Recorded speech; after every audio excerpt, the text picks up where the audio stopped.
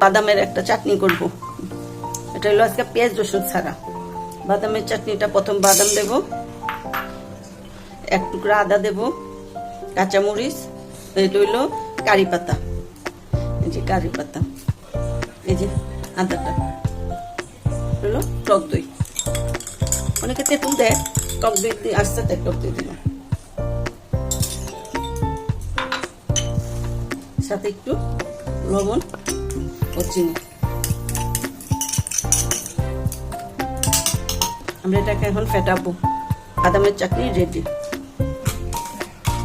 এই যে বাদামের চাটনি, এই যে বাদামের চাটনিতে একটা ফোড়ন দিতে হয়, সেটা হলো তেলের মধ্যে সরিষা, কারি পাতা আর একটা কাঁচামরিচ দিয়ে পরে এটা এই যে এটাতে ঢেলে দিতে হয়।